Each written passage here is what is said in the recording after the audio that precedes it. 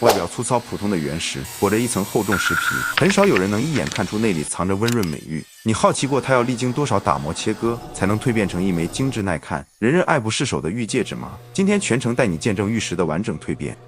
坐标韩国京畿道水源市，今天走进一家特色玉器手作工坊，这里所有首饰均取材独有春川玉。今天来沉浸式感受韩式玉石雕刻的独特魅力。开采而来的春川玉原石会按照饰品制作的不同需求，先进行精准分料切割处理。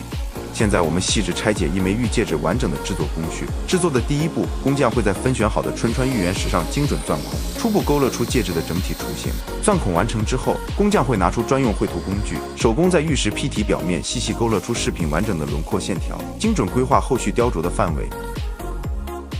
轮廓标记工序结束后，匠人会对玉料进行多轮精细打磨，剔除多余石料，修整各处弧度，让玉石坯料慢慢打磨成戒指标准规整的模样。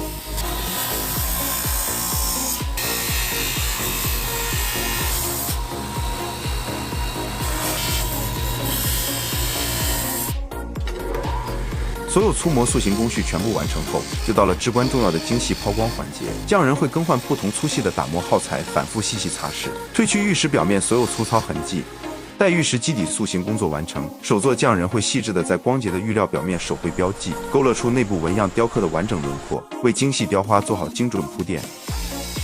整个雕刻工序容不得半点马虎，匠人全程高度专注，每一次打磨都把控得十分轻柔精准，整个雕刻过程都做得格外细致用心。粗略雕纹工序结束，匠人会切换多款小巧精密的刻刀工具，针对花纹缝隙、边缘弧度等细微之处反复雕琢打磨，完成至关重要的深度精雕工序。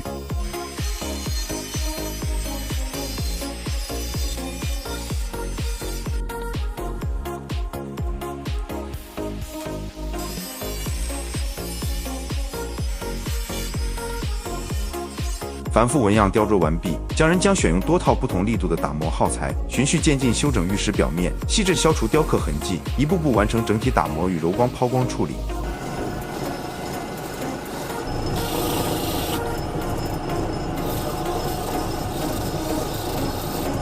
全部手工雕琢与柔光处理完成，匠人会将玉戒送入超声波清洗机细致清洁，清理花纹深处藏留的细微粉末，洗去加工留下的痕迹，让这枚春川玉戒指展露通透莹润、无可挑剔的完美样貌。